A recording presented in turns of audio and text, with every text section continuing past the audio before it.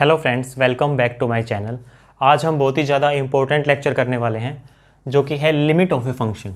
Limit of a function पढ़ने से पहले आपको कुछ एक बेसिक बातों के बारे में पता होना बहुत ज़रूरी है, जो कि हम पहले करेंगे। उसके बाद हम लिमिट के बारे में पढ़ेंगे। लिमिट ऑफ ए फंक्शन, देखो लिमिट ऑफ ए फंक्शन जो है वो लगभग सबको पता होता है, लेकिन इसके बेसिक के बारे में बहुत ही कम लोगों को पता होता है। तो हम इसको बिल्कुल डिटेल में पढ़ेंगे, इसको इतना अच्छे से समझ लेंगे कि आपको एग्जैक्ट पता हो कि कैसे क्या हो रहा है। हर एक क्वेश्चन के अंदर ग्राफिकल इमेज आपको सबकी पता हो, आपको पता हो कि किस तरह से हम जा रहे हैं, किस तरह से किसको अप्रोच कर रहे हैं। बेसिक डेफिनेशन सबके बारे में पता हो, और डेफिनेशन में जो कुछ एक की पॉइंट्स होते हैं, जो बेसिक कुछ ऐसी इंपॉर्टेंट बातें होती हैं जो कईयों को पता नहीं होती, वो सारी की सारी बातें भी हम देखेंगे। सबसे पहले लिमिट ऑफ ए फंक्शन करने से पहले हम लिमिट पॉइंट के बारे में पढ़ते हैं। ये लिमिट पॉइंट को अच्छे से हम करेंगे जब हम पॉइंट सेट टोपोलॉजी करेंगे। पॉइंट सेट टोपोलॉजी के ऊपर मैं एक लेक्चर बनाऊंगा, एक ही लेक्चर में कंप्लीट पॉइंट सेट टोपोलॉजी हम कर लेंगे। पॉइंट सेट टोपोलॉजी से कभी भी एग्जाम में क्वेश्चन नहीं आता, बहुत ही रेयरली कोई क्वेश्चन आता है, लेकिन पॉइंट सेट टोपोलॉजी का यूज होता है यहाँ पे रियल एनालिसिस में। बहुत ही ज़्यादा यूज़ होता है पॉइंट सेट टोपोलॉजी का, बार बार यूज़ होता है, खास करके लिमिट पॉइंट का, डेंस सेट का, क्लोज सेट का, ओपन सेट का, इन सब बातों का। तो ये सब हम अच्छे से कर लेंगे एक वीडियो के अंदर। और उसके बाद मैटर रखता है सीक्वेंस ऑफ रियल नंबर्स। तो सीक्वेंस ऑफ रियल नंबर के ऊपर भी मैं एक अलग से चैप्टर बनाऊंगा। फिलहाल सीक्वेंस ऑफ रियल नंबर की कुछ एक बातें यूज़ होंगी जो मैं आपको यहाँ पे बता दूंगा, जो आपको याद रखनी है, उनको अच्छे से समझेंगे सीक्वेंस वाले चैप्टर के अंदर। तो सबसे पहले हम आते हैं limit point. Limit point actually होता क्या है? तो लिमिट पॉइंट जब भी हम बात करते हैं किसी एक रियल नंबर के सबसेट के लिमिट पॉइंट के बारे में बात करते हैं। सबसे पहला काम आपका क्या होना चाहिए? जब भी किसी सेट का नाम आए तो आपको पता होना चाहिए इसके अंदर क्या एलिमेंट्स है, कौन से एलिमेंट्स हैं, और उन एलिमेंट्स को आप रियल नंबर पे की लाइन पे लिख दो, अगर वो आर का सबसेट है तो ये रियल नंबर की लाइन होती है। यहाँ पे 0 इस साइड इन्फिनिटी, इस साइड -इन्फिनिटी, ऐसे होती है। ठीक है, ए आर का सबसेट, तो ए के एलिमेंट्स यहीं कहीं पे रखे होंगे। अब ये small A belonging to capital R, ये small A is capital A का लिमिट पॉइंट कब बनेगा? देखो मैं ये नहीं कह रहा कि ये जो एलिमेंट है वो कैपिटल ए का एलिमेंट होना जरूरी है। हो सकता है कैपिटल ए का एलिमेंट हो, या फिर हो सकता है इसका एलिमेंट ना भी हो। अब ये इसका लिमिट पॉइंट कब बनेगा? जब ये देखो कहीं ना कहीं तो होगा, रियल नंबर से आए तो रियल नंबर की लाइन पे कहीं ना कहीं तो मिलेगा। चलो यहाँ पे मान लिया मैंने, कहीं पे भी हो सकता है, ये स्मॉल ए मान लिया यहाँ पे था। तो ये small A is capital A का लिमिट पॉइंट कब होगा? जब इस स्मॉल ए के नेबरहुड में इस कैपिटल ए के इनफाइनाइट मेनी पॉइंट्स आ जाए। भाई इसका नेबरहुड का मतलब क्या है? इसके आसपास, नेबरहुड नाम से ही पता चल रहा है ना, उसका पड़ोस। ठीक है, तो इसका पड़ोस मतलब इससे थोड़ा सा लेफ्ट साइड चल पड़ो, थोड़ा सा राइट साइड चल पड़ो, ये नेबरहुड बन गया इसका। तो नेबरहुड बनाने के लिए हम क्या करते हैं? कोई भी एक पॉजिटिव नंबर लेके चल पड़ते हैं, एप्सिलॉन ग्रेटर देन 0, एप्सिलॉन ले लो, डेल्टा ले लो, कुछ भी नाम दे दो इसका, बस ये पॉजिटिव लेके चलते हैं। पॉजिटिव क्यों? क्योंकि ताकि ए में कुछ ऐड कर दें। ये पॉजिटिव है ना, ऐड करूंगा तो राइट साइड में आ जाएगा, तो ये नंबर हो जाएगा ए प्लस एप्सिलॉन, और इसमें कुछ सब्ट्रैक्ट कर दूंगा तो ये वाला हो जाएगा ए माइनस एप्सिलॉन। तो ये ए प्लस एप्सिलॉन, ये ए माइनस एप्सिलॉन, और बीच में ए, तो ये इसका नेबरहुड बन गया ना, ये वाला ओपन इंटरवल। ठीक है, अब ये एप्सिलॉन कितना ही बड़ा हो सकता है, कितना ही छोटा हो सकता है, ये कोई मैटर नहीं करता। चाहे इतना बड़ा ले लूँ मैं एप्सिलॉन को, चाहे मैं बहुत ही छोटा ले लूँ, ऐसे ले लूँ, कितना भी छोटा ले लो, कितना ही बड़ा ले लो, वो नेबरहुड तो बनेगा ना एक। अगर ए के हर एक नेबरहुड में कैपिटल ए के इनफाइनाइट मैनी पॉइंट्स हैं, तो ये ए जो है वो लिमिट पॉइंट कहलाएगा कैपिटल ए का, limit point of capital A. ठीक है, नाम से पता चला है लिमिट पॉइंट, यानी कि ए के सारे एलिमेंट्स उसको अप्रोच कर रहे हो, यानी कि उसके आसपास हो। ऐसा एलिमेंट मिल जाए जिस एलिमेंट के बहुत ही ज्यादा करीब हो इसके एलिमेंट्स, बहुत ही ज्यादा करीब, इतने ज्यादा करीब कि आप कितना ही छोटा नेबरहुड लेते जाओ, कितना ही छोटा नेबरहुड ले लो, फिर भी इसके इनफाइनाइट मैनी पॉइंट्स आए उस नेबरहुड के अंदर, तो ये स्मॉल ए लिमिट पॉइंट कहलाएगा इसका। फॉर एग्जाम्पल मैं सेट ले लेता हूं, एक सेट ले लिया हमने 1/n such that n belonging to natural. ठीक है, अब इसके एलिमेंट्स इस टाइप के होंगे। नेचुरल नंबर पुट करो 1, 1/2, 1/3, 1/4, अब टू सोने से चलते जाएंगे। रियल नंबर की लाइन पे ड्रॉ करना है इनको, ये 0 है, यहाँ पे 1 है, 1, 1/2 यहाँ पे मिलेगा, 1/2, 1/3 यहाँ पे मिलेगा, 1/4 यहाँ पे, 1/5, 1/6, 7, 8, 9, ऐसे टू सोन। तो ऐसे जा जाके देखो, ये डिस्टेंस थी, यहाँ पे हाफ डिस्टेंस थी, फिर इन दोनों के बीच में कितनी डिस्टेंस है, हाफ से तो काफ़ी कम है ये डिस्टेंस, फिर ये और कम डिस्टेंस और कम डिस्टेंस है। तो जीरो के जो पास आएंगे ना, जीरो के पास तो इन्फाइनाइट मैनी एलिमेंट्स होंगे इसके, 1/100, 1/101, 1/1000, 1/1, 1,00,000, ठीक है। तो जीरो के नेबरहुड में भले ही लेफ्ट साइड में ना आए, ये जीरो है, ये लेफ्ट साइड इसकी, ये राइट साइड, ये क्या है जीरो माइनस एप्सिलॉन, ये जीरो प्लस एप्सिलॉन, इस साइड कोई एलिमेंट नहीं आया, लेकिन इस साइड तो इन्फाइनाइट मैनी एलिमेंट्स आ गए ना सेट के। अब आप कितना ही छोटा नेबरहुड लेते जाओ, कितना ही छोटा ले लो, भले ही इसके लेफ्ट साइड में ना आए, लेकिन इस नेबरहुड में तो आएंगे ना राइट साइड वाले एलिमेंट्स, तो भले ही। तो इस जीरो के हर नेबरहुड में इसके एलिमेंट्स आ रहे हैं, इन्फाइनाइट में एलिमेंट्स आ रहे हैं हर नेबरहुड के अंदर। दैट मीन्स ये जीरो जो है वो कैपिटल ए का लिमिट पॉइंट है। तो ये है लिमिट पॉइंट का कॉन्सेप्ट। अब second most important thing is, limit point के जो कॉन्सेप्ट को अगर आप सीक्वेंस के कॉन्सेप्ट से रिलेट करना जान जाओगे तो आप बड़े ही आसानी से बहुत सारे क्वेश्चंस को कर पाओगे, और ये बहुत ही इंपॉर्टेंट स्टेप्स होते हैं।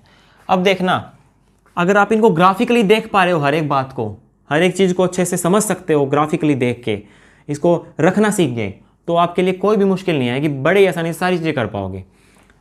अब मैं क्या कह रहा हूँ, देखो ये लिमिट पॉइंट है, तो इसका मतलब इसके हर एक नेबरहुड के अंदर एक इनफाइनाइट मैनी एलिमेंट्स आएंगे। अगर एक इनफाइनाइट मैनी एलिमेंट्स आएंगे तो उन एलिमेंट्स को मैं नंबरिंग दे सकता हूँ।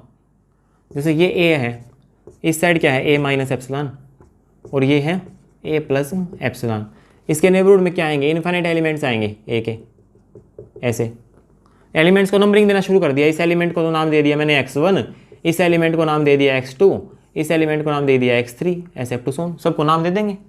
तो ये क्या हो जाएंगे, सारे के सारे सीक्वेंस बन जाएगी। एक फर्स्ट टर्म हो जाएगी x1, सेकंड टर्म हो जाएगी x2, थर्ड टर्म हो जाएगी x3, x4, x5 up to so on, ऐसे चलते जाएंगे।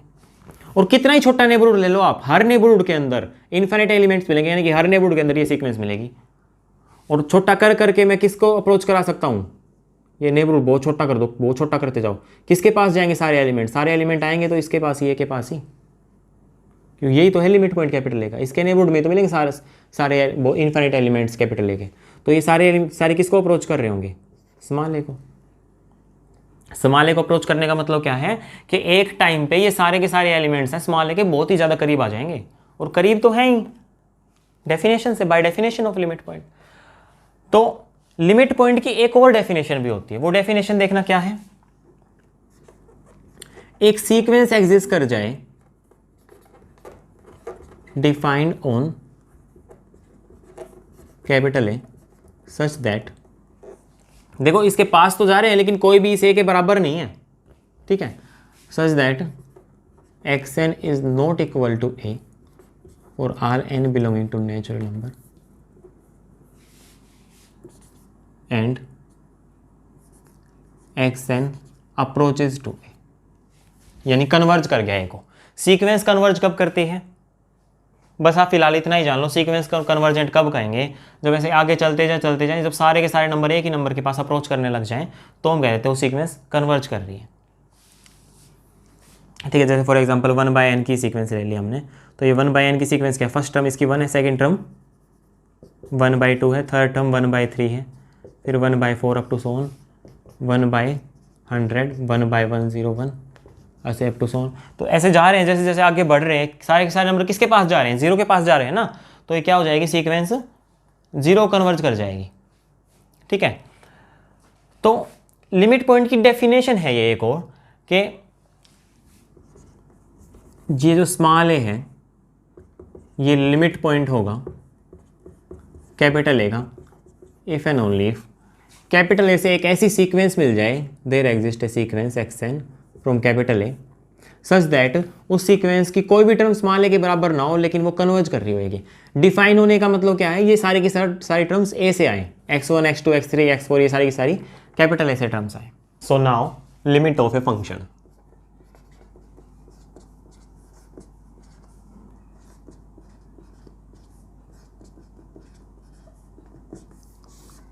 लिमिट ऑफ ए फंक्शन होती क्या है।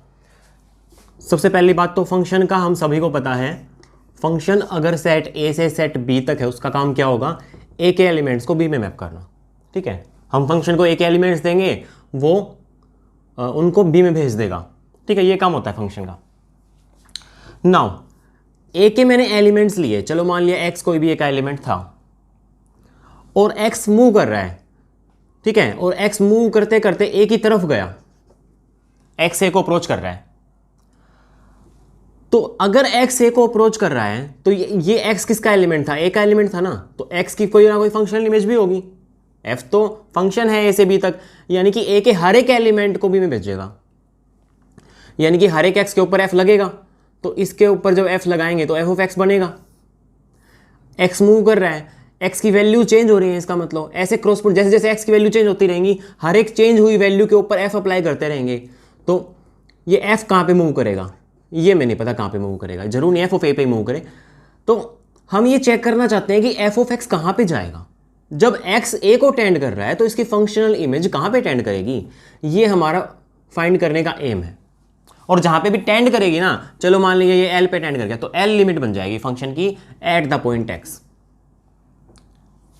भाई इसको नोटेशन कैसे इसकी नोटेशन कैसे होती है, limit X tends to A F of X, यानी कि जब एक्स ए को अप्रोच करेगा तो एफ ऑफ एक्स कहाँ अप्रोच करेगा। जब मैं अप्रोच करने की बात करता हूं तो एक्स बहुत ही ज़्यादा पास होगा ए के, ऐसे जैसे ये ए है, यहाँ पे एक्स है, एक्स मूव करता जाएगा, फिर एक्स यहाँ पे आएगा, फिर यहाँ पे आएगा, ऐसे यहाँ पे आएगा, यहाँ पे आ जाएगा एक्स, ऐसे जाते जाते ए के बहुत ज़्यादा पास आ जाएगा, लेकिन एग्जैक्ट ए कभी भी नहीं होगा, कभी भी ए नहीं हो पाएगा। किसी टाइम में चेक करोगे इसके बीच की डिस्टेंस ये मिलेगी, फिर चेक करोगे ये मिलेगी, कभी ये मिलेगी, कभी ये मिलेगी, ऐसे चेंज मतलब डिस्टेंस बहुत ही ज़्यादा स्मॉल होती जाएगी, लेकिन ज़ीरो कभी नहीं होगी। ओके, तो ये तो था बेसिक, मतलब लिमिट होती क्या है वो देखना। अभी देखो हम क्या कर रहे हैं, जैसे जैसे एक्स ए को अप्रोच कर रहा है, इसका मतलब ए के पास, ए के आसपास तो बहुत सारे एक्स मिलेंगे। देखो ये वाला भी एक्स है, ये भी एक्स है, ये भी एक्स है, एक्स मूव कर रहा है ना, ए के पास जा रहा है एक्स, तो ए का जब मैं नेबरहुड चेक करूंगा तो ए के नेबरहुड में तो बहुत सारे एक्स होंगे, इनफाइनाइट मैनी एक्स होंगे ए के नेबरहुड में। और मैं कितना ही छोटा नेबरहुड ले लूँ, कितना भी छोटा नेबरहुड ले लो ए का, उसके पास जरूर एक्स अगर उसको टेंड कर रहा है ना, तो एक्स और ए के बीच की डिस्टेंस कितनी छोटी कर सकता हूँ मैं, जितनी चाहूँ उतनी छोटी कर सकता हूँ। तो यानी कि ए के नेबरहुड में इनफाइनाइट मैनी एक्स होंगे, जरूर नहीं है इसी साइड से है, इस साइड से भी आ सकता है, ठीक है।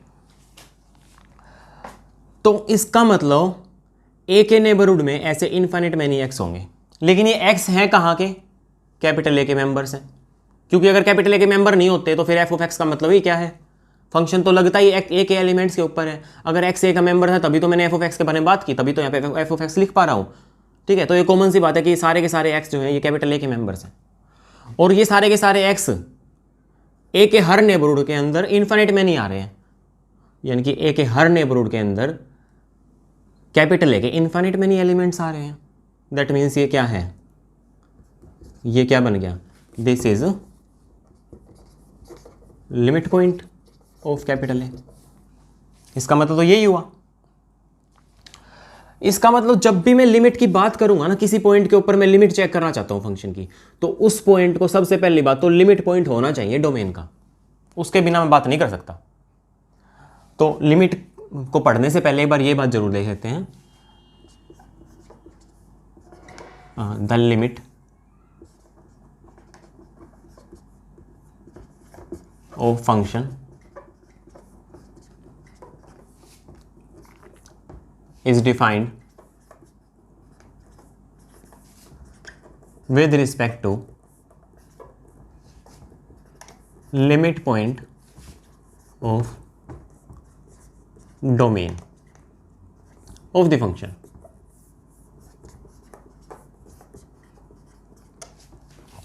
सबसे पहली बात तो ये होगी। अब लिमिट की डेफिनेशन लिखते हैं हम। ओके, तो हम कब कहेंगे कि एल एफ की लिमिट, एफ ऑफ एक्स की लिमिट है, तब कहेंगे जब एक्स ए के पास जा रहा था तो हमने देख लिया एफ ऑफ एक्स किसके पास गया, एफ ऑफ एक्स एल के पास गया, तो एल लिमिट बन गई एफ ऑफ एक्स की at x is equal to a. लेकिन मैथमेटिकल लैंग्वेज में अगर इसको मैं कहूँ तो इसका मतलब ये हुआ ना कि एफ ऑफ एक्स और एल के बीच की डिस्टेंस बहुत ही ज़्यादा स्मॉल हो रही है, जैसे जैसे एक्स और ए के बीच की डिस्टेंस स्मॉल हो रही है। दैट मीन्स मैं जितना चाहूँ उतना छोटा कर सकता हूँ इन दोनों के बीच की डिस्टेंस को। यही मतलब हुआ ना, अगर एफ ऑफ एक्स एल के पास जाएगा तो जितना चाहूँ उतना छोटा कर सकता हूँ। इसका मतलब for all epsilon greater than 0 F of x minus l का मोड लेस देन एप्सिलॉन हो जाए। भाई इन दोनों के बीच की डिस्टेंस ही तो है, ये डिफरेंस ले लिया और मोड ले लिया, नेगेटिव भी आएगा तो उसका मैग्नीट्यूड ले लेंगे, डिस्टेंस कभी नेगेटिव नहीं होती। तो ये डिस्टेंस जितनी चाहूँ उतनी छोटी कर सकता हूँ। आप कोई भी एप्सिलॉन दे दो मुझे, कितना ही छोटा एप्सिलॉन दो, उससे छोटी डिस्टेंस बना दूंगा। बड़ा एप्सिलॉन दोगे तो ऑब्वियसली मैं आराम से बना सकता हूँ, ठीक है, हर एक एप्सिलॉन ग्रेटर देन। लेकिन ये कब हो सकता है? ये तभी होगा जब एक्स ए को अप्रोच कर रहा है, ठीक है। कब होगा? इफ एक्स और ए के बीच की डिस्टेंस कम हो, एक्स माइनस ए का मोड लेस देन डेल। तो हर एक एप्सिलॉन के लिए मैं ये कर सकता हूं अगर ऐसा हो जाए तो ऐसा होने के लिए डेल्टा को एग्जिस्ट तो होना चाहिए ना। So there exist delta greater than 0। ये डेफिनेशन बनेगी लिमिट की। For all epsilon greater than 0 there exist delta greater than 0 such that f of x minus l का mod less than epsilon if x minus a का mod less than del. Definition लिखते हैं, let f be a function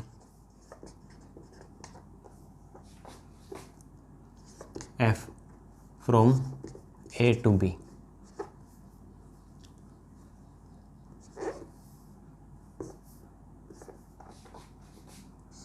and small a belongs to a dash। a dash का meaning है एक limit points का set, यानी कि लिख भी देता हूँ यहाँ पे, that small a is limit point of capital A. Domain का लिमिट पॉइंट है ये। Then L is called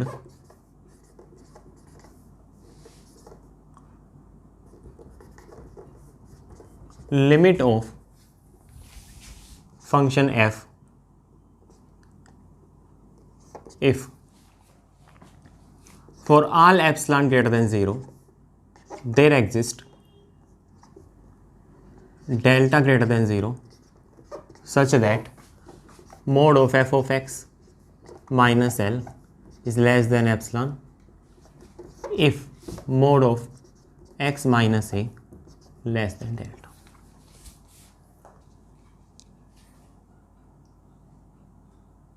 ये डेफिनेशन हो जाएगी इसकी। अभी देखो इसको डिनोट कैसे करते हैं, एंड इज डिनोटेड बाय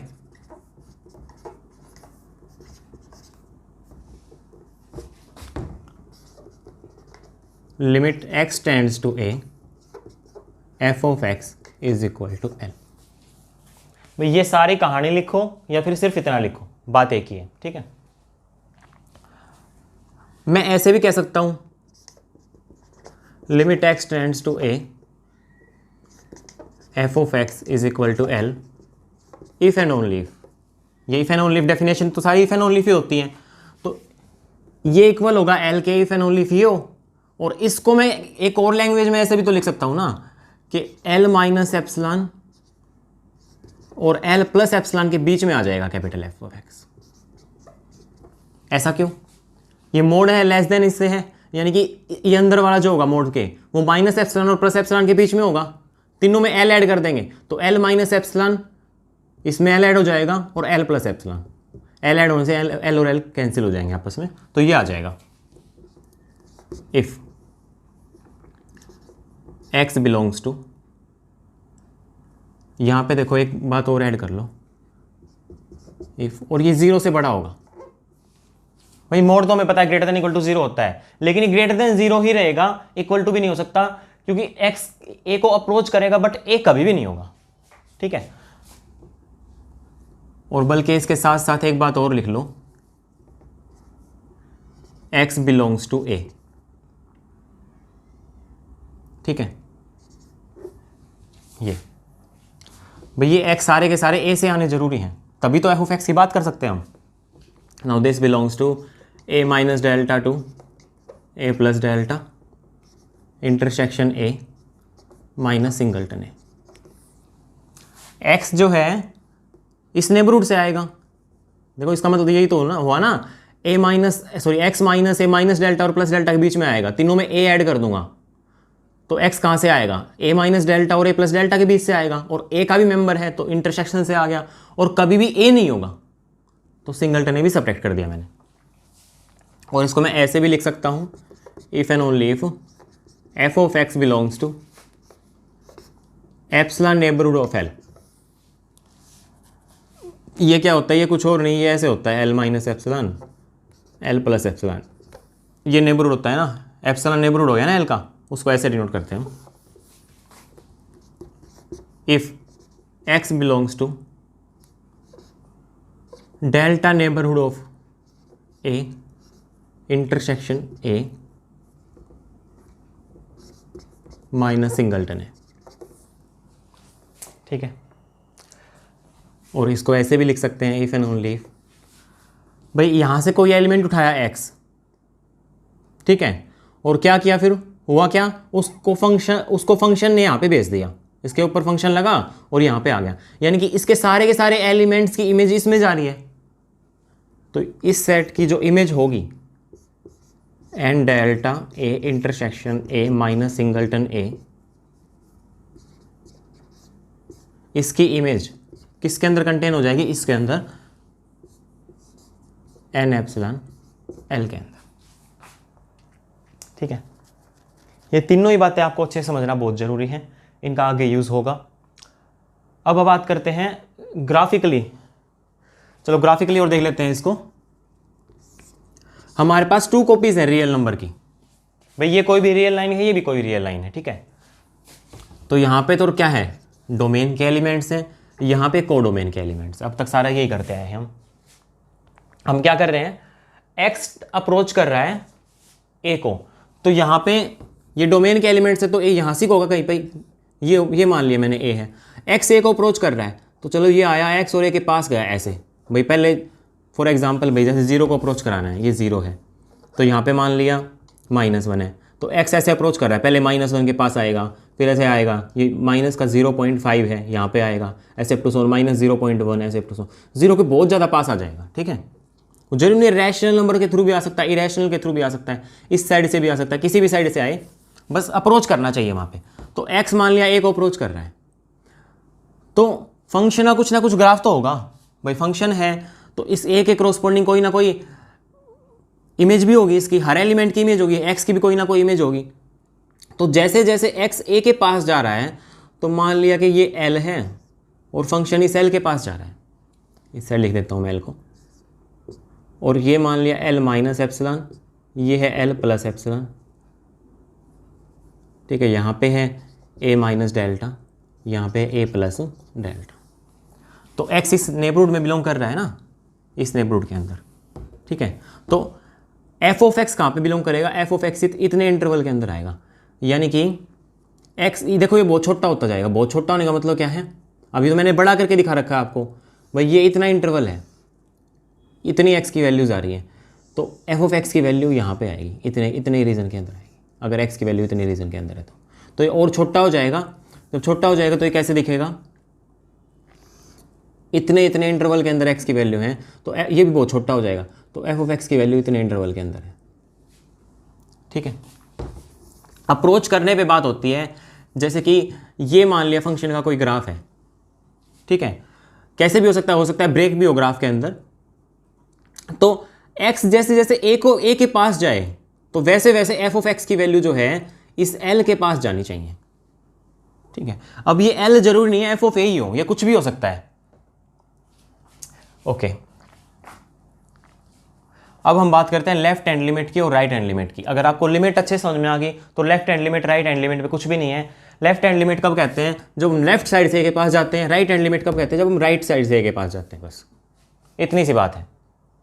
तो लेफ्ट हैंड लिमिट की डेफिनेशन लिख लो,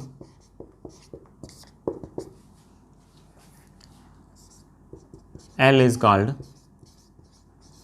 अब मैं सारी बातें दोबारा से लिख रहा कि एफ कोई ए से बी तक फंक्शन है, ए बिलोंग्स टू ए डैश, कोई लिमिट पॉइंट है ए का, ठीक है, सीधा उसके बाद सीधा लिख रहा हूँ, L is called limit, sorry left hand limit of f of x if for all epsilon greater than 0 there exist delta greater than 0 such that mod of f of x minus L is less than epsilon if mod of, देखो भाई यहाँ पे तो क्या था, mod of x minus L less than del था, यानी कि x आना चाहिए ए के नेबरहुड के अंदर, तो यहाँ पे a ऐसे इतने के अंदर आना चाहिए, चाहे इस साइड आए चाहे इस साइड। अब हम रिस्ट्रिक्शन लगा रहे हैं इतनी इस साइड ही आए पक्का।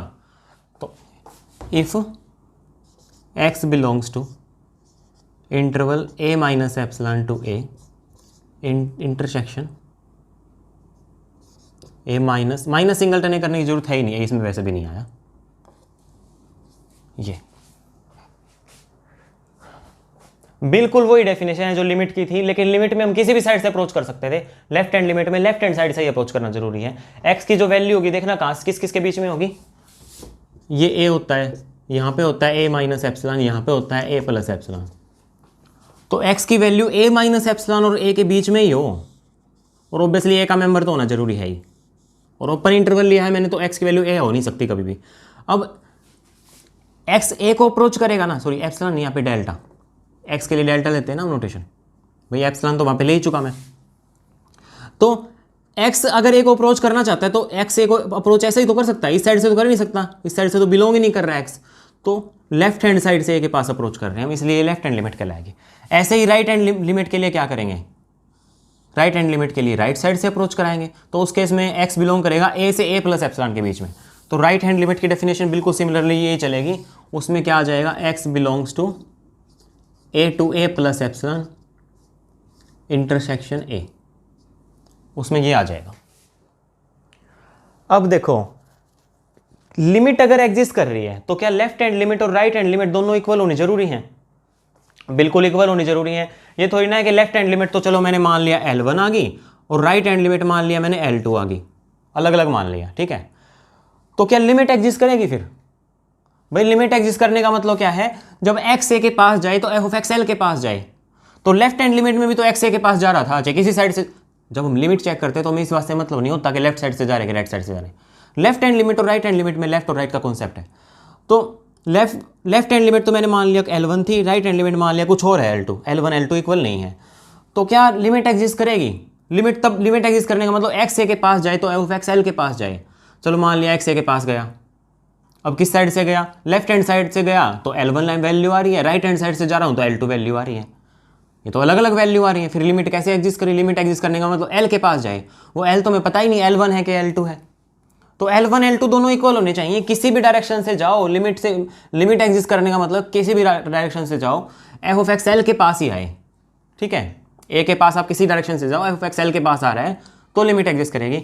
That means left hand limit और राइट हैंड लिमिट इक्वल होनी चाहिए। और इसके अलावा और लिमिट होंगी भी क्या, दो ही तो तरीके हैं, लेफ्ट साइड से जाओ या राइट साइड से जाओ, क्योंकि हम सिर्फ एक लाइन के ऊपर बात कर रहे हैं। लाइन के ऊपर हमने एक पॉइंट ले लिया, इस पॉइंट के पास जाना है तो या तो ये रास्ता है या ये रास्ता, और कोई रास्ता है ही नहीं। रैशनल के थ्रू जा सकते हो, इरेशनल के थ्रू जा, वो तो अलग कॉन्सेप्ट्स होते हैं, लेकिन डायरेक्शन तो दो ही है ना, एक तो ये डायरेक्शन है और एक ये डायरेक्शन है। और इस डायरेक्शन से भी वैल्यू मैंने निकाल दी L आ रही है, इस साइड से भी वैल्यू L आ रही है, तो इसका मतलब लिमिट एग्जिस्ट करके वो L ही आएगी। कॉम्प्लेक्स में सारा खेल अलग होता है, कॉम्प्लेक्स में तो क्या होता है, पूरा का पूरा प्लेन होता है, ये पूरा बोर्ड है कॉम्प्लेक्स में, तो एक्स वाई प्लेन पूरे पे बात करते हैं। तो किसी पॉइंट, ये कोई पॉइंट होता है, इस पॉइंट की लिमिट चेक करनी है तो हम इस डायरेक्शन से आ सकते हैं, इस डायरेक्शन से आ सकते हैं, अनकाउंटेबल डायरेक्शंस होती हैं, बहुत सारी डायरेक्शन होती है हमारे पास, इनफाइनाइट में नहीं, किसी भी डायरेक्शन से आ सकते हैं। यहाँ पे तो सिर्फ दो ही डायरेक्शन थी और दोनों से ही वैल्यू L आ रही है, इसका मतलब लिमिट एग्जिस्ट कर गई और वो लिमिट L ही है, ठीक है। तो अब राइट हैंड लिमिट भी हो गई हमारी। अब हम लिखते हैं limit exist, limit x tends to a, f of x exist if and only left hand limit and right hand limit both exist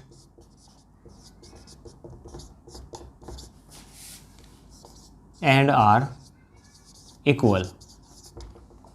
left hand limit और राइट हैंड लिमिट दोनों एग्जिस्ट करेंगे ना, और एग्जिस्ट करने के साथ साथ दोनों इक्वल भी होंगी, तब हम कहेंगे कि लिमिट एग्जिस्ट करेगी। और वो लिमिट किसी के बराबर ले लो, लेफ्ट हैंड लिमिट ले लो, राइट हैंड लिमिट बराबर आएंगी। और इनकी नोटेशन भी लिख देते हैं एक बार, देखो नोटेशन कैसे होती है। लेफ्ट हैंड लिमिट की नोटेशन ये होती है, limit x tends to a negative, a negative का मतलब a से थोड़ा कम है, ठीक है, लेकिन है a के बहुत ज़्यादा पास, लेफ्ट हैंड साइड से a के पास आ रहा है, f ऑफ x, ये तो है लेफ्ट हैंड लिमिट, और ऐसे ही राइट हैंड लिमिट क्या होती है, इसकी नोटेशन होती है ये वाली, limit x tends to a positive.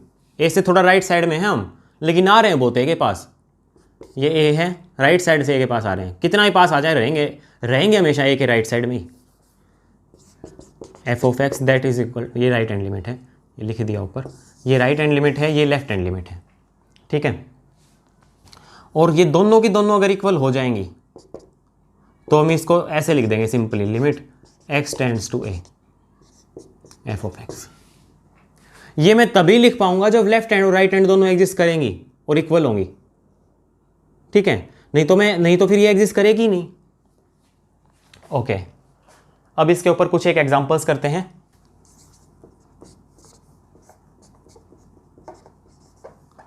Find limit x tends to 0 f of x where f of x is equal to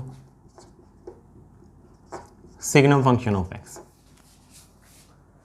for example हमें 0 के ऊपर लिमिट फाइंड करनी है फंक्शन की, जहां पे फंक्शन दे रखा है signum function of x। Signum function of x हम पहले कर चुके, इसका ग्राफ बना चुके, अच्छे से सब कुछ पढ़ चुके इसके बारे में। तो हाँ, इस तरह के क्वेश्चंस को देखो, जब भी लिमिट फाइंड करनी हो ना, लिमिट कंटिन्यूटी चेक करनी हो, तो हमारे पास दो अप्रोच होती हैं। एक तो डेफिनेशन के थ्रू कर लें, मैथमेटिकल डेफिनेशन के थ्रू कर सकते हैं हम क्वेश्चंस को, या फिर ग्राफिकल अप्रोच से कर सकते हैं। ग्राफ से देख लेंगे सीधा कहाँ पे जा रहा है। जब x a के पास जा रहा है तो f ऑफ x किसके पास जा रहा है, लेफ्ट साइड से a के पास गया, f ऑफ x किसके पास गया, राइट साइड से x a के पास गया तो f ऑफ x किसके पास गया। दोनों सेम वैल्यू को गए और इक्वल आए तो लिमिट एग्जिस्ट करेगी। इक्वल नहीं आए या फिर दोनों लिमिट एग्जिस्ट नहीं कर रही कोई सी भी, तो इसका मतलब हमारी लिमिट भी एग्जिस्ट नहीं करेगी, मतलब left hand right hand exist नहीं करेंगी तो लिमिट भी एग्जिस्ट नहीं करेगी। तो देखो, सबसे पहले तो मैथमेटिकल टर्म से ही कर लेते हैं इसको। सिग्नम फंक्शन देखना क्या होता है, सॉल्यूशन। सिग्नम फंक्शन हम कर चुके, x अपॉन एक्स मोड होता है जब x नॉन ज़ीरो है, और ज़ीरो होता है जब x ज़ीरो है। और x अपॉन एक्स मोड को भी और अच्छे से लिख सकता हूँ, ये 1 हो जाएगा अगर x पॉजिटिव है तो, 0 हो जाएगा x ज़ीरो है तो, ठीक है, और -1 हो जाएगा अगर x नेगेटिव है तो। Now limit x tends to 0 negative निकाल लेता हूँ f ऑफ x की, वो क्या हो जाएगी, limit x tends to 0 negative, यानी कि 0 तो है नहीं लेकिन 0 से कुछ कम है, थोड़ा सा 0 से कम जैसे ही आएगा फंक्शन की वैल्यू -1 हो जाएगी, -1 that is equal to. Limit लगाने का मतलब है x को अप्रोच कराओ 0 से कम, 0 से कुछ कम नंबर, लेकिन x है ही नहीं यहाँ पे, क्या अप्रोच कराओ, ये -1 ही आ गया, ठीक है। ऐसे ही अगर मैं राइट हैंड लिमिट निकालूंगा तो वो क्या आएगी, limit x tends to 0 positive f of x that is equal to limit x tends to 0 positive. 0 से थोड़ा सा ज़्यादा है, 0 से थोड़ा ज़्यादा क्या हो जाएगा, 1 हो जाएगा फंक्शन। यहाँ पे लिमिट क्या लगाऊँ, ये 1 आ गया। इक्वल नहीं आएंगे, तो इक्वल नहीं है तो limit x tends to 0 f of x does not exist.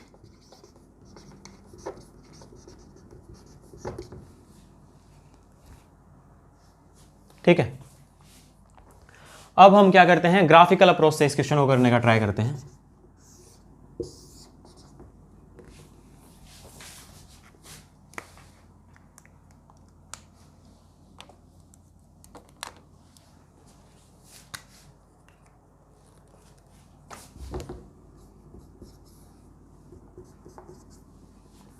Function 0 पे 0 हो रहा है, 0 से बड़े वाले सबको 1 दे रहा है,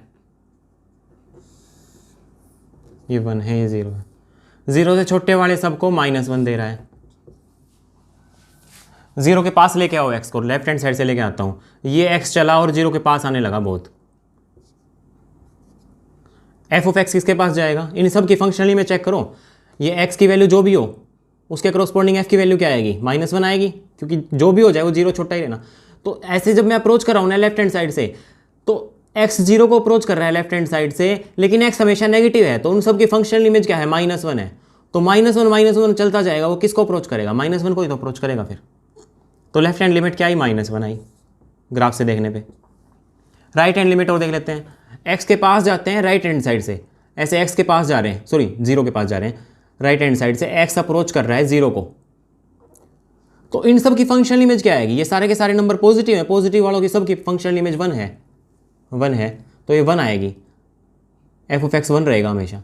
तो x जैसे जैसे 0 को अप्रोच करेगा, 0 के पास जाएगा, रहेगा तो पॉजिटिव हमेशा, तो उसकी फंक्शनल इमेज सब की क्या आएगी? 1 आती रहेगी, और सारे 1 मिलके किसको अप्रोच करेंगे? 1 को।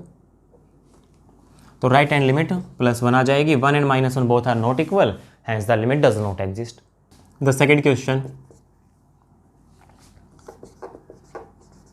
Find limit x tends to 0 f of x where f of x is equal to 1/x if x is non-zero and 0 if x is equal to 0। Function की लिमिट चेक करनी है हमें 0 पे। तो सबसे पहले तो मैं लिमिट निकाल लेता हूँ, limit x tends to 0 negative, left hand limit निकाल रहा हूँ मैं, f of x that is equal to limit x tends to 0 negative. Function की वैल्यू पुट करो जब x 0 से थोड़ा कम है, 0 से थोड़ा कम हो चाहे 0 से थोड़ा ज़्यादा हो, 0 तो नहीं होगा ना, 0 होने पे ये फंक्शन की वैल्यू है, 0 ना होने पे फंक्शन की वैल्यू ये है, तो 0 तो नहीं है, फंक्शन 0 को अप्रोच कर रहा है बस, यानी कि 1/x। अब x 0 के पास जाएगा लेकिन लेफ्ट हैंड साइड से जाएगा, तो ये था 0, ये था x, ये 0 के पास जा रहा है लेफ्ट हैंड साइड से, लेकिन रहेगा 0 से हमेशा छोटा, तो x टेंडिंग टू 0 नेगेटिव, क्या इसको मैं ऐसे भी लिख सकता हूँ, h tends to 0 sorry 0 minus h tend to 0, बिल्कुल यहां पे h जो है वो कोई भी पॉजिटिव नंबर है, बात तो एक ही रहेगी, ऐसे लिखो चाहे ऐसे लिखो, बस इससे क्वेश्चन को आगे अप्रोच कर सकेंगे हम। सेम बात क्यों रही, देखना x 0 के पास जा रहा था लेफ्ट हैंड साइड से, यानी कि x 0 के बहुत पास का नंबर होगा लेकिन होगा नेगेटिव ही, तो मैं -h टेंडिंग टू 0 लेके चल पड़ा, और h पॉजिटिव है, h अगर पॉजिटिव उसके आगे माइनस लगा रखा है, ओवरऑल ये नेगेटिव नंबर है और ये 0 को अप्रोच कर रहा है, नेगेटिव नंबर्स 0 को अप्रोच कर रहे हैं, देखो नेगेटिव नंबर्स यही होते हैं 0 को अप्रोच कर रहे हैं, तो x टेंडिंग टू 0 वाली बात होगी, तो लेफ्ट हैंड साइड से। तो ये वैसे आपने कर भी रखा है कई बार, +1 +2 में हम यही h यूज़ करते हैं। तो जब x ऐसे ही जब टेंड टू 0 पॉजिटिव होगा तो हम क्या कर लेंगे, 0 + h टेंडिंग टू 0 कर देंगे, और h पॉजिटिव होना चाहिए, तो 0 + h क्या, h ही टेंडिंग टू 0 कर देंगे, ठीक है।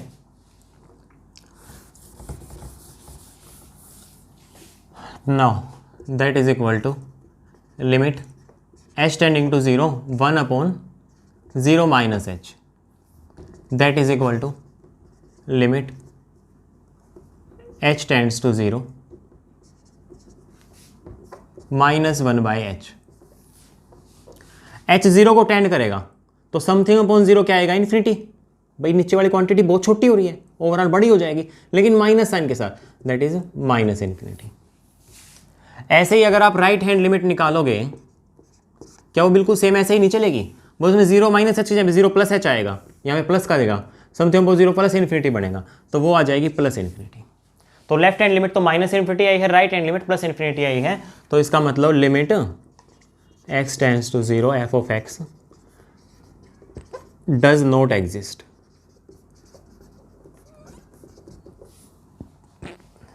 लिमिट एग्जिस्ट नहीं करेगी, अगर दोनों में से कोई एक इन्फिनिटी आ रहा है तो ही एग्जिस्ट नहीं कर रही थी वो, तो क्योंकि दोनों फाइनाइट आने चाहिए, लेफ्ट हैंड लिमिट और राइट हैंड लिमिट, और दोनों इक्वल आने चाहिए, तभी हम बोलेंगे लिमिट एग्जिस्ट करेगी, ठीक है। एग्जिस्ट करने का मतलब फाइनाइटली एग्जिस्ट करने के लिए चेक कर रहे हैं हम हमेशा। ओके, ग्राफिकली देख लेते हैं इसको, 1/x का ग्राफ बनाते हैं एक बार। फंक्शन r से r तक दे रखा है, वो एग्जाम में बताएगा, अगर ऐसे देगा तो r से r तक है, वैसे दिख भी रहा है, हर एक x के ऊपर डिफाइन तो है, ये नॉन जीरो के ऊपर भी डिफाइन कर दिया, 0 के ऊपर भी डिफाइन कर दिया, तो डोमेन तो r ले ली, और रेंज भी चेक कर लेते हैं क्या आ रही है। तो फंक्शन दे रखा है f of x is equal to 1/x। अभी देखो, अगर x 0 को अप्रोच करेगा तो ये इन्फिनिटी को अप्रोच करेगा, लेकिन उससे पहले मैं ये देख लेता हूँ कि किस क्वाड्रेंट में आ रहा है ग्राफ। x अगर पॉजिटिव है तो ये पॉजिटिव रहेगा, यानी कि इस क्वाड्रेंट में आएगा। x पॉजिटिव है तो नेगेटिव तो हो नहीं सकता, तो पॉजिटिव है नेगेटिव नहीं हो सकता, इस क्वाड्रेंट में ग्राफ नहीं आएगा। x नेगेटिव है तो y नेगेटिव ही आएगा, इस क्वाड्रेंट में आएगा। x नेगेटिव है तो y पॉजिटिव नहीं हो सकता, इस क्वाड्रेंट में ग्राफ नहीं आएगा। तो इन दोनों में तो ग्राफ आएगा नहीं, यहाँ पे चलेगा ग्राफ। और चलो मैं पॉजिटिव लेकर चल पड़ा एक्स को, और यही पॉजिटिव है। जब ये जीरो को अप्रोच कर रहा है तो ये इन्फिनिटी आएगा, एक्स जीरो के पास जाएगा तो वाई इन्फिनिटी, एक्स जीरो के पास वाई इन्फिनिटी, यानी ग्राफ कुछ ऐसे होगा। और 1 के ऊपर 1 भी दे रहा है, और एक्स अगर इन्फिनिटी हो जाएगा समथिंग अपॉन इन्फिनिटी जीरो ऐसे। और बिल्कुल सेम कहानी यहाँ पे चलेगी। क्यों चलेगी? क्योंकि ओड फंक्शन है। ओड फंक्शन क्या होते हैं? एफ ऑफ माइनस एक्स अगर minus of f of x आ जाए तो वो ओड होते हैं। तो एफ ऑफ माइनस एक्स क्या होगा इसमें? -1 बाई एक्स होगा, that is equal to minus into f of x. ठीक है, तो ओड फंक्शन जो होते हैं वो अपोजिट क्वाड्रेंट में सिमेट्रिक होते हैं। इस साइड जैसा आया वैसा इस साइड आएगा, तो इस साइड भी ऐसा ही ग्राफ हो जाएगा। या फिर आप चाहो तो बिल्कुल ऐसे ही बना सकते हो, नेगेटिव नंबर से ले लो एक्स को सारे, एक्स जीरो को अप्रोच करेगा तो ये इन्फिनिटी को अप्रोच करेगा, माइनस इन्फिनिटी चला जाएगा नेगेटिव इसलिए, और एक्स नेगेटिव हो भले ही, लेकिन जब एक्स इन्फिनिटी को अप्रोच करेगा तो ये जीरो के पास जाएगा। ठीक है, लिमिट चेक कर लेते हैं। X tending to zero, left hand side से जीरो के पास आता हूँ मैं लेफ्ट हैंड साइड से जीरो के पास आ रहा हूँ, देखो ऐसे।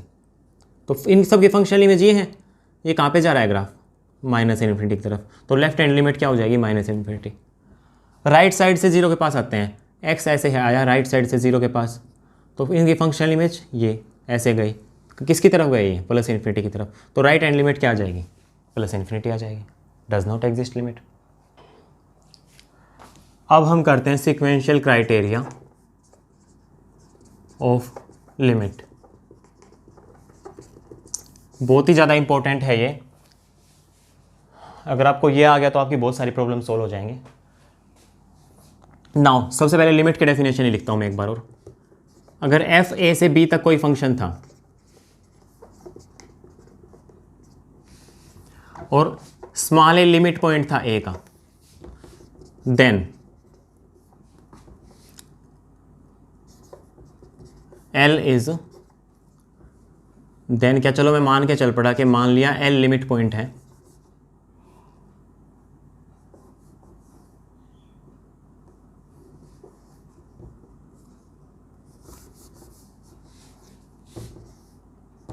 and L is limit of f of x at x is equal to a। Limit आपको अच्छे से चेक करनी आती है, तो L मान लिया मैंने लिमिट है f of x की at x is equal to a। Now इससे मैं क्या इंप्लाई कर सकता हूँ भाई? सबसे पहली बात तो अगर ये small A is capital A का लिमिट पॉइंट है तो इसका मतलब एक सीक्वेंस एग्जिस्ट करेगी एक्स एन, डिफाइन ऑन ए पे डिफाइन होगी, जो कि यानी कि सारी टर्म्स ए से आएंगी, एंड कोई भी टर्म इस ए के इक्वल नहीं होगी विद ये सीक्वेंस एक्स एन टेंड कर जाएगी ए को, तभी कहते हैं हम ये लिमिट पॉइंट होगा। भाई ए लिमिट पॉइंट तो ऐसा होगा, ऐसा है तो लिमिट पॉइंट होगा। ठीक है, ये आ गया हमारे पास। अब आप ये बताओ, अगर एक्स एन ए को अप्रोच कर रहा है और ये सारी की सारी एक्स एन टर्म आई कैपिटल ए से हैं, यानी कि डोमेन के मेंबर्स हैं ये एक्स एन सारे के सारे, अगर ये डोमेन के मेंबर्स हैं तो इनके ऊपर मैं फंक्शन अप्लाई कर सकता हूँ। हर एक टर्म के ऊपर x1 x2 x3 x4, इस हर एक टर्म के ऊपर मैं फंक्शन अप्लाई कर दूंगा, तो मुझे क्या मिलेगा? f of x1 f of x2 f of x3, ये सारे मिल जाएंगे, ये एक सीक्वेंस मिल जाएगा। और अगर सारे के सारे एक्स एन ए को अप्रोच कर रहे हैं और L लिमिट है, तो L लिमिट का मतलब ये है कि जब x ए के पास जाएगा तो f of x L के पास जाएगा, तो f of x किसके पास जाएगा? L के पास जाएगा। इससे ये आ गया हमारे पास, ये दे रखा था, ये प्रूव कर दिया हमने। चलो ये तो प्रूव कर दिया कि एक सीक्वेंस ऐसी एग्जिस्ट कर जाएगी जो ऐसी होगी, ए को अप्रोच करेगी, और अगर एक्स एन ए को अप्रोच करेगा तो F of x n L को अप्रोच करेगा। अब आप ये बताओ, देयर एग्जिस्ट का मतलब क्या? एक ही एग्जिस्ट करेगा? हो सकता है 2 भी एग्जिस्ट कर जाए, हो सकता है 50 भी एग्जिस्ट कर जाए, क्या पता कितने एग्जिस्ट करें, लेकिन ये जरूर है कि जितने भी एग्जिस्ट करेंगे ना, अगर वो ए के पास जाएंगे तो एफ ऑफ एक्स एन पक्का एल के पास जाएगा। तो सारे के सारे सीक्वेंस जो एक्स एन एल ए के पास जा रहे हैं, उन सब की फंक्शनल इमेज एल के पास जा रही है। तो यहां पे मैं ये कह सकता हूं, for all x n define on A x with x n approaching to A, F of x n पक्का एल के पास जाएगा, चाहे वो एक एग्जिस्ट कर रही हो चाहे 20 एग्जिस्ट कर रही हो, जो एग्जिस्ट कर रही हो, उन सब के लिए कंडीशन सेटिस्फाई होगी। इससे ये आएगा, ठीक है, यहाँ से यहाँ पे आ गए हम। अब क्या इसका कन्वर्स भी ट्रू होगा? कन्वर्स का मतलब देखना एक बार, इसको समझते हैं एक्चुअली है क्या।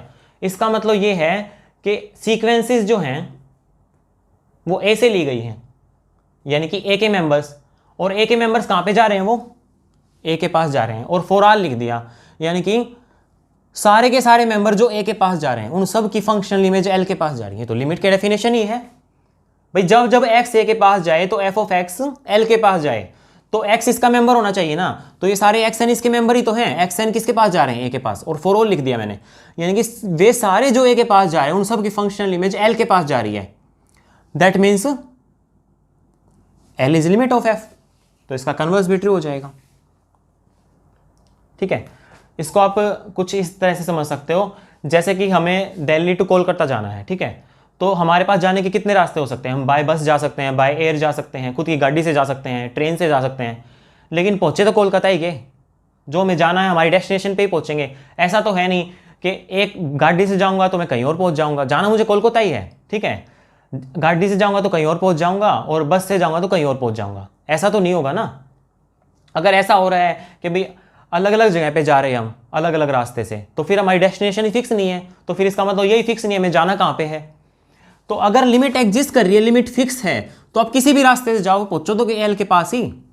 भाई एक्स एन जब जब ए के पास जाएगा तो F of x n L के पास ही जाएगा। अगर मेरे पास ऐसा हो जाए, चलो मान लिया एक एक्स एन सीक्वेंस, तो एक्स एन को चलो पर्टिकुलर केस में मैंने ए एन नाम दे दिया, ए एन तो मान लिया ए के पास गई और बी एन भी ए के पास गई, लेकिन फंक्शनल इमेज ए एन की वो तो जा रही है मान लिया अभी एल वन को, और फंक्शनल इमेज बी एन की जा रही है L2 को। ऐसा तो नहीं हो सकता, बाय बस जा रहा हूं तो कहीं और पहुंच रहा हूं, बाय एयर जा रहा हूं तो कहीं और पहुंच रहा हूं, फिर तो इसका मतलब डेस्टिनेशन फिक्स नहीं है, इसका मतलब लिमिट एग्जिस्ट नहीं कर रही। अगर लिमिट एग्जिस्ट कर रही है तो हर एक सीक्वेंस जो ए के पास जाएगा उनकी फंक्शनल इमेज एक ही नंबर के पास जाएगी, और उस नंबर को हम कहेंगे लिमिट, नंबर नहीं एलिमेंट, सॉरी, उस एलिमेंट को कहेंगे लिमिट। ठीक है, तो ये डेफिनेशन है, इसको एक बार ग्राफिकली और समझ लेंगे, एक क्वेश्चन करते हैं उससे और अच्छे समझ में आ जाएगा ये। So the question is, find the limit x tends to 0 f of x, where f of x is defined as sin 1 by x if x is non-zero, 0 if x is 0. Okay. तो ये limit find out करनी है हमें। देखो मैं क्या करता हूँ भाई, अगर मैं डायरेक्ट चेक करना चाहूँ लेफ्ट हैंड और राइट हैंड लिमिट वाले कॉन्सेप्ट से, तो चाहे मैं 0 माइनस एच करूँ चाहे 0 प्लस एच करूँ, एच 0 को जैसे ही टेंड करेगा समथिंग अपॉन 0 इन्फिनिटी आएगा, तो ये बनेगा माइनस का साइन इन्फिनिटी या फिर साइन इन्फिनिटी, ये बनेगा। और साइन इन्फिनिटी हमें पता ही नहीं क्या होता है, डिफाइन ही नहीं है वैल्यू।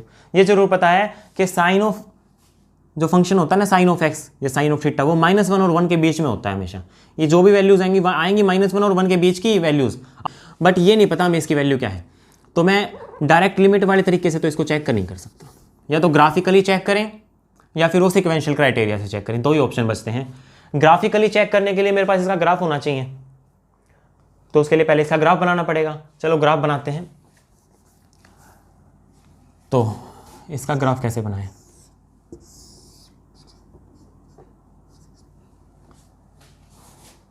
भाई आर पे तो डिफाइन है ही फंक्शन, तो दिख ही रहा है। डोमेन देखो, नॉन जीरो ही पुट कर सकता हूँ मैं और जीरो ही पुट कर सकता हूँ, तो डोमेन तो पूरा आर होगी। रेंज अभी हम निकाल लेंगे।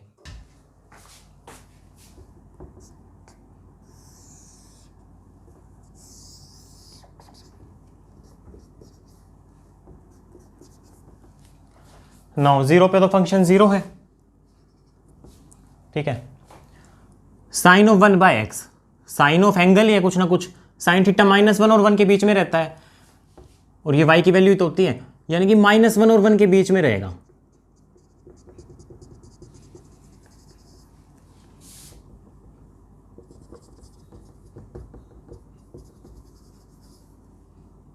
ये मान लिया -1 वैल्यू है, ये 1 वैल्यू है, इनके बीच में ही रहेगा फंक्शन कहीं ना कहीं पे। मैं देख लेता हूं जीरो कहां पे होगा। फंक्शन की वैल्यू जीरो होने का मतलब है एक्स एक्सिस को टच करना, 1 कहाँ पे होगा, -1 कहाँ पे होगा, ये सारी बातें एक बार चेक कर लेते हैं। तो साइन 1/x की वैल्यू 0 कहाँ पे होगी, साइन 1/x की वैल्यू 1 कहाँ पे होगी, एंड साइन 1/x की वैल्यू -1 कहाँ पे होगी। इसके 0 होने का मतलब क्या है, 1/x की value n pi, that means x is equal to 1/n pi. जहाँ पे n इंटीजर्स होता है, n की वैल्यू 0 नहीं हो सकती, 0 पे तो डिफाइन ही नहीं होगा, तो इंटीजर्स में से 0 निकाल दिया। इसकी वैल्यू 1 होने का मतलब क्या है, 1/x की वैल्यू 2n पाई प्लस π/2 होना, π/2 पे तो 1 होता ही है, और 2n पाई इसका पीरियड है, इसलिए 2n पाई लगाया। यहाँ से इसकी वैल्यू लिखता हूँ मैं, that is equal to 4n + 1 into π/2, that means x is equal to 2/4n + 1 into pi. ठीक है, दिस इंप्लाइज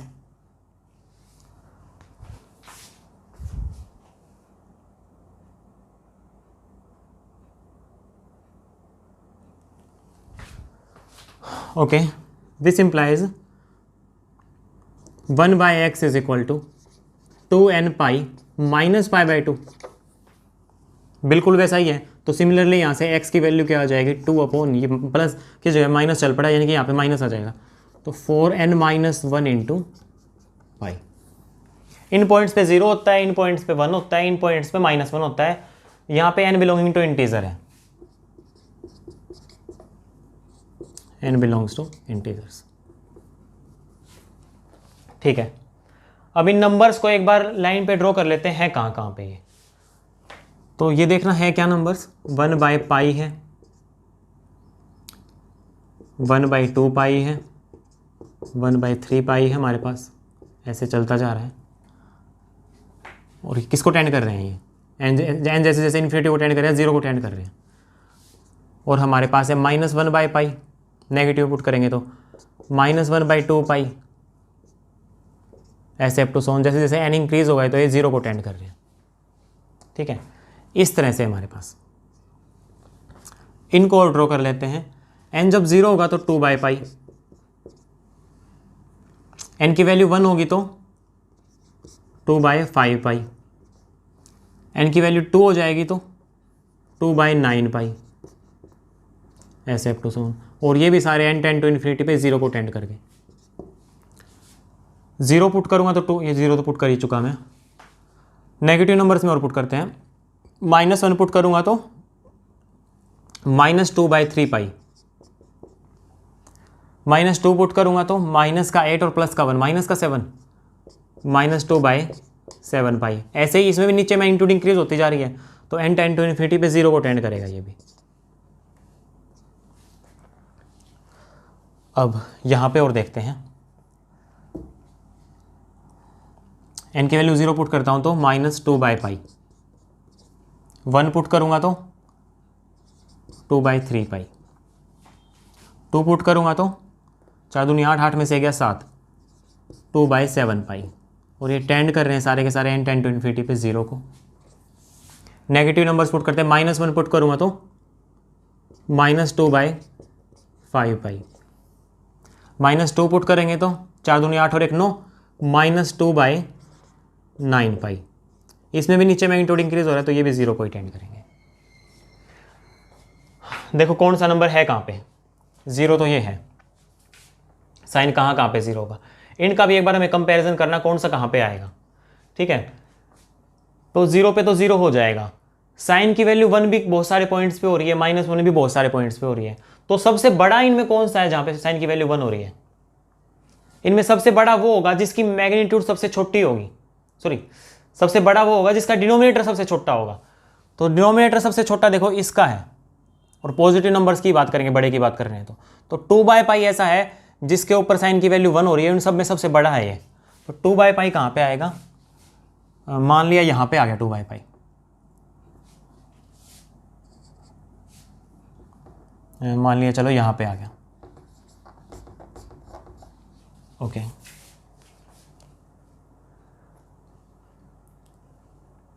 और कहाँ कहाँ पे 1 होगा साइन, 2/π के बाद आएगा 2/5π, तो इसको 5 से डिवाइड कर दें, तो इसको 5 से डिवाइड कर देंगे तो ये तो इतना छोटा हो जाएगा, यहाँ पे आएगा 2/9 पाई और छोटा, और ये सारे के सारे 0 को टेंड करेंगे। इन सारे पॉइंट्स पे फंक्शन की वैल्यू 1 हो रही है, तो इन पॉइंट्स पे फंक्शन की वैल्यू 1 है, यानी कि यहाँ पे 1, यहाँ पे 1, यहाँ पे 1, ऐसे 1 मिलेगी इन सारे पॉइंट्स पे। अब बात करते हैं 0 की। 0 कहाँ पे होगा? 0 होगा यहाँ पे इन सब पॉइंट्स पे 1/पाई। तो ये 2/पाई है, हमें 1/पाई चाहिए, यानी कि इसका आधा यहाँ पे मिलेगा 1/पाई, और यहाँ पे फंक्शन की वैल्यू 0 है इस पॉइंट पे। उसके बाद 1/2 पाई, इसका भी हाफ, तो इसका भी हाफ यहाँ पे मिलेगा, यहाँ पे फंक्शन की वैल्यू 0 है। 1/3 पाई, 1/3 पाई यहाँ से मिलेगा, यहाँ पे फंक्शन की वैल्यू 0 है। तो n टेंड टू इन्फिनिटी 0 के पास से अप्रोच कर रहे हैं, यानी कि 0 के पास ऐसे इन्फाइनाइट मैनी पॉइंट्स हो गए जिन पे फंक्शन की वैल्यू 0 है। 0 के पास ऐसे इन्फाइनाइट मैनी पॉइंट्स ऐसे भी हैं जहाँ पे फंक्शन की वैल्यू 1 है, और 0 के पास इन्फाइनाइट पॉइंट ऐसे भी हैं जहाँ पे फंक्शन की वैल्यू -1 है। ठीक है, तो यानी कि 0 के पास तो ये ऐसे चल रहा है रैपिडली। नाउ ठीक है, फंक्शन की वैल्यू यहाँ पे तो 1 होगी थी, क्या इसके बाद कहीं 0 हो सकती है? फंक्शन की वैल्यू नहीं हो सकती। सबसे बड़ा जहाँ पे 0 होगी ना फंक्शन की वैल्यू, वो 1/पाई ही था। इसके बाद फंक्शन की वैल्यू कभी 0 नहीं हो रही। ठीक है, इसके बाद फंक्शन की वैल्यू कभी 0 नहीं हो रही, लेकिन इसके बाद 1 जरूर हुई है। तो 0 नहीं हो रही, यानी कि एक्स एक्सिस दोबारा कट नहीं करेगा और 1 जरूर होगी, तो ये ऐसे जाएगा।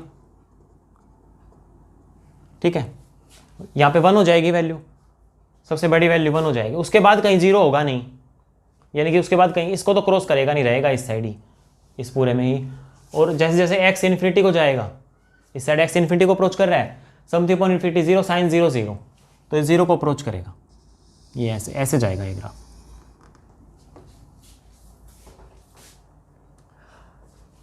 और उससे पहले हमने देख लिया है बहुत सारे पॉइंट्स आएंगे। देखो पॉइंट्स यहाँ पे भी आएंगे, लेकिन ये इतने सारे पॉइंट्स क्या हैं, इन सारे पॉइंट्स पे फंक्शन की बहुत सारे पॉइंट्स रखे हुए हैं यहाँ पे, कहीं पे 0, कहीं पे 1, कहीं पे -1, ऐसे चल रहा है। तो फंक्शन कैसे बनेगा ये?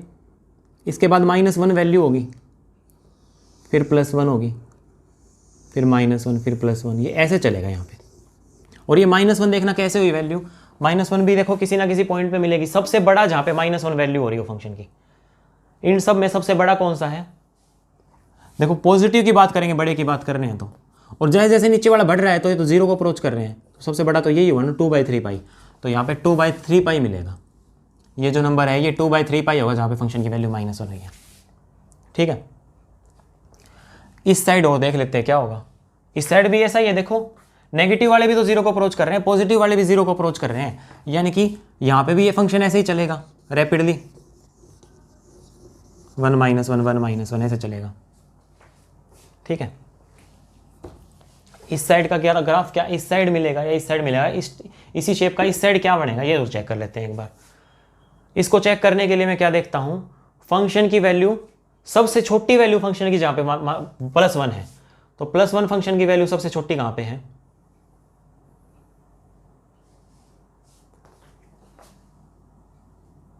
+1 इन सारे पॉइंट्स पे हो रही है ना, तो हमें सबसे छोटा चेक करना है। सबसे छोटा मतलब मैग्नीट्यूड में तो सबसे बड़ा हो, लेकिन नेगेटिव नंबर के साथ, तो नेगेटिव नंबर के साथ मैग्नीट्यूड में सबसे बड़ा ये होगा -2/3 पाई। तो -2/3 पाई मान लिया, चलो यहाँ पे -2/3 पाई, तो इसके क्रॉसपोंडिंग फंक्शन की वैल्यू -1 आई, सॉरी +1 आई, यहाँ पे फंक्शन की वैल्यू +1 आएगी। क्या उसके बाद कहीं 0 होगी? सबसे छोटा जहां पे फंक्शन की वैल्यू 0 हो, यानी कि नेगेटिव नंबर्स में सबसे बड़ा, तो नेगेटिव नंबर्स में सबसे बड़ा तो ये है -1/पाई। इन दोनों का कंपैरिजन करो एक बार, क्या है इनमें बड़ा कौन सा होगा, छोटा कौन सा होगा? तो -1/पाई को मैं लिख सकता हूँ -3/3 पाई, और ये -2/3 पाई है ही, तो ये वाला बड़ा हुआ, ये वाला बड़ा हुआ मैग्नीट्यूड में बात करें, मैग्नीट्यूड में बड़ा हुआ तो यानी कि यहाँ से आएगा, यानी कि यहाँ पे फंक्शन की वैल्यू 0 पक्का होगी भाई, इसके बाद 0 हो लेगी, यानी कि इस टाइप का ग्राफ तो नहीं बढ़ने वाला इस साइड। यहाँ पे 1 हुई, इसके बाद कहीं पे 1 नहीं होगी, ये ऐसे चलेगा इसके बीच में, तो यहाँ पे 1 होगी, उसके बाद 0 होगी फंक्शन की वैल्यू। अब देखते हैं -1 होगी कि +1 होगी, क्या चलेगा। -1 देखते हैं कहाँ पे होगी, फंक्शन की वैल्यू -1 और सबसे छोटा नंबर जिसके ऊपर -1 हो रही हो, तो सबसे छोटा यानी कि नेगेटिव नंबर्स में बात करेंगे, और सबसे छोटे के लिए मैग्नीट्यूड सबसे बड़ी लूंगा, यानी कि ये -2/π। जैसे इस साइड 2/π था तो -2/π, -2/π तो इस साइड मिलेगा, ठीक है। -2/π -1/π से तो बहुत इस साइड मिलेगा ना, ये -1/π है। 0 कहाँ पे हुई थी? -1/π पे, -1/π है। हमें -2/π चाहिए, -2/π तो इतनी डिस्टेंस और जाना पड़ेगा हमें, तो वो यहाँ से मिलेगा, यहाँ पे भी क्यों, बल्कि इससे भी और आगे ऐसे मिलेगा वो। यहाँ पे फंक्शन की वैल्यू हो जाएगी -1। उसके बाद कभी 0 होगी, उसके बाद कहीं 0 नहीं होगी। सबसे बड़ा यही था जिसके ऊपर 0 हो रही है, उससे सॉरी सबसे छोटा यही था जिसके ऊपर 0 हो रही है, उससे आगे वाले सब पे 0 है। इस साइड कहीं पे 0 नहीं है, तो इस साइड कहीं पे 0 है नहीं, तो इनकी इसको क्रॉस नहीं कर पाएगा। लेकिन ये जरूर पता है हमें, जैसे जैसे x -∞ जाएगा, तो -∞ मतलब माइनस तो बाहर आ गया, समथिंग अपॉन इन्फिनिटी 0, साइन 0 पे 0, तो 0 को अप्रोच करेगा, यानी कि ऐसा ग्राफ बनेगा। ग्राफ ऐसा बन जाएगा, ये इस तरफ जाएगा यूँ। तो ये हमारा ग्राफ हो गया। वैसे इतनी लंबी चौड़ी कहानी तो मैंने आपको इसलिए बताई ताकि आपको ग्राफ अच्छे समझ में आ जाए, और ये ग्राफ आपको याद रखना है। एग्जाम में इतना सब कुछ नहीं देखना होता, इतना सब कुछ करेंगे तो टाइम ही नहीं है हमारे पास इतना। तो आपको ग्राफ अच्छे समझ में आ गया। ये बात तो मैं देखो लिमिट फाइंड करनी, लिमिट तो हमें स्टार्टिंग में पता चल गई थी कि देखो ऐसे रैपिडली ऑक्सीलेट कर रहा था इन पॉइंट्स के पास, इसका मतलब लिमिट एग्जिस्ट नहीं कर रही, कोई वैल्यू नहीं निकाल पा रहे, कभी ऊपर कभी नीचे। -1 और 1 के बीच की सारी वैल्यूज आ रही हैं ऐसे रैपिडली, ठीक है, तो लिमिट एग्जिस्ट नहीं करेगी ये। सीक्वेंशियल क्राइटेरिया से करना चाहोगे तो 1 सेकंड के अंदर क्वेश्चन हो जाएगा। देखो कैसे, साइन की वैल्यू 1 चेक की मैंने, सॉरी 0 चेक की, कहाँ पे आ रही है? इन पॉइंट्स पे साइन की वैल्यू 0 आई। फिर मैंने साइन की वैल्यू +1 चेक की, +1 कहाँ पे आ रही है? तो साइन की वैल्यू 1 और चेक की थी, साइन ऑफ 1/x की, ये 1 कहाँ पे आई थी? फिर से निकाल लेते हैं। x की वैल्यू आई थी, सॉरी 1/x की वैल्यू आई होगी 2nπ + π/2, यानी कि 4n + 1 × π/2। x की वैल्यू आ गई थी 2/4n + 1 π। 0 के ऊपर लिमिट चेक करनी है, तो मैं 2 सीक्वेंस ऐसी ले लूँ जो 0 के पास जा रही हैं, और उन दोनों की फंक्शनल इमेज अलग अलग नंबर के पास आ जाए। यानी कि बस से जा रहे हैं तो कहीं और पहुंच रहे हैं, एयर से जा रहे हैं तो कहीं और पहुंच रहे हैं। इसका मतलब डेस्टिनेशन फिक्स नहीं है, यानी लिमिट एग्जिस्ट नहीं कर रही। तो एक सीक्वेंस तो देखो यहां से दिख रही है, ये वाली xn = 1/nπ, एक सीक्वेंस ये ले ली, 0 के पास जा रही है ये, लेकिन इसकी फंक्शनल इमेज कहाँ पे जा रही है? इन सब के फंक्शन की वैल्यू क्या है? f(xn) कहाँ पे जा रहा है? 0 के पास जा रहा है। 0 के ऊपर लिमिट चेक करनी है हमें, तो a की वैल्यू तो 0 ही रहेगी। तो xn और an जो भी आप चूज करोगे वो ऐसी चूज करो जो इसके पास जाए। तो दूसरा xn या फिर yn जो भी नाम दो, an bn कुछ भी नाम दे दो। ये मैंने मान लिया, ये मान लिया 2/4n + 1 π, ये भी 0 के पास जाएगा, ठीक है। दोनों ही an और bn दोनों ही 0 के पास जा रही हैं, ये भी 0 के पास गई और ये भी 0 के पास गई, लेकिन इनकी फंक्शनल इमेज अलग अलग गई ना।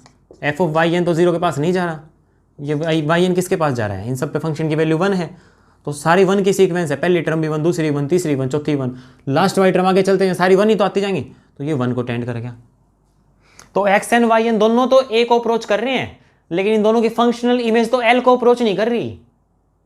यहां से देखो तो l की वैल्यू 0, यहां से देखो तो l की वैल्यू 1, तो लिमिट एग्जिस्ट नहीं कर रही। ऐसे आप यहां से भी कर सकते थे, -1 वाले से करते तो एक सीक्वेंस ऐसे ही बना सकते थे, zn सीक्वेंस, वो ले लेते 2/4n - 1 × π।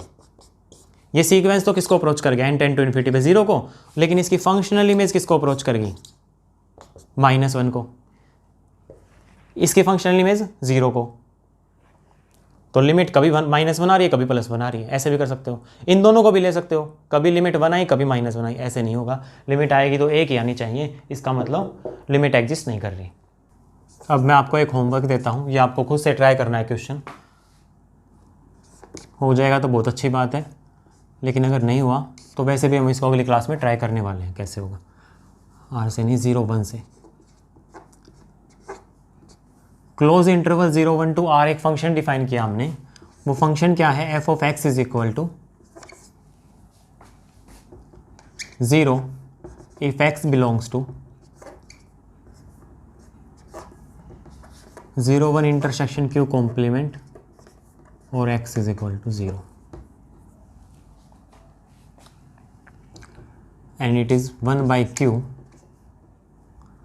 when x belongs to open interval 0 to 1 intersection rationals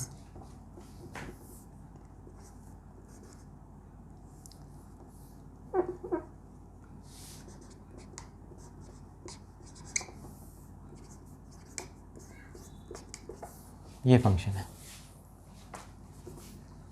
भाई। हमने फंक्शन डिफाइन किया है कि 0 और 1 के, देखो 0 और 1 इन दोनों के बीच में इन्फिनिट मैनी रैशनल्स आएंगे, इन्फिनिट मैनी इरेशनल्स आएंगे।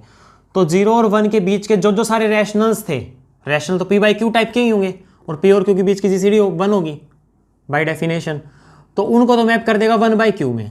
लेकिन 0 नहीं ले रहे यहाँ पे, 0 और 1 के बीच के रैशनल में तो 0 भी एक रैशनल होता है ना बीच में, और उनको इंक्लूड भी कर रहे हैं, तो 0 को काउंट नहीं कर रहे हैं यहाँ पे, 0 के लिए इसमें ले लिया। जब x की वैल्यू 0 हो जाए या 0 और 1 के बीच का कोई इरेशनल हो तो फंक्शन की वैल्यू 0 है, और अगर 0 और 1 के बीच का कोई रैशनल है और x 0 नहीं है तो फंक्शन की वैल्यू 1 बाई क्यू हो जाती है, अगर x p by Q type का था तो। ठीक है, तो हमें फाइंड करना है, find the set A which is alpha belonging to 0 to 1 such that limit x tends to alpha f of x exist। आपको वे सारे के सारे पॉइंट्स फाइंड करने हैं जिन पॉइंट्स पे फंक्शन की लिमिट एग्जिस्ट कर रही हो। ठीक है, और अगर वो लिमिट एग्जिस्ट कर रही है तो वो लिमिट भी फाइंड करनी है। And find limit x tends to alpha f of x for each x is equal to alpha। ठीक है, ये फंक्शन दे रखा है, आपको ये पता लगाना है डोमेन के किस किस पॉइंट के ऊपर इस फंक्शन की लिमिट एग्जिस्ट करती है, और जिस पॉइंट के ऊपर लिमिट एग्जिस्ट करती है उन सारे पॉइंट्स का एक सेट बना के वो फाइंड करना है, और फिर ये भी पता लगाना है कि वो लिमिट होगी क्या हर एक पॉइंट के लिए। ठीक है, ये आपका होमवर्क है। तो अगले लेक्चर में हम कुछ एक और क्वेश्चंस करेंगे इसी के ऊपर, बहुत इंपॉर्टेंट क्वेश्चंस होने वाले हैं। और ये इसको वैसे टॉमी फंक्शन कहते हैं, इसका भी बहुत यूज़ होता है रीमान इंटीग्रेशन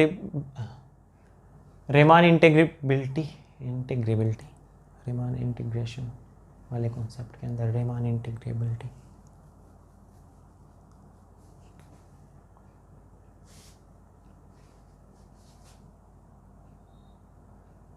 तो आज के लेक्चर को यहीं पे बाइंड अप करते हैं। अगले लेक्चर में हम कुछ एक और इम्पोर्टेंट क्वेश्चंस करने वाले हैं जिनका पेपर में आने के चांसेस काफ़ी होते हैं उनके, और उसके ऊपर बेस कई बार क्वेश्चन आ भी चुके। वैसे इसको टॉमी फंक्शन कहते हैं, इसका आगे भी बहुत यूज़ होगा रीमान इंटीग्रेबिलिटी के अंदर भी, और आगे भी कई कॉन्सेप्ट्स में इनका यूज़ होगा।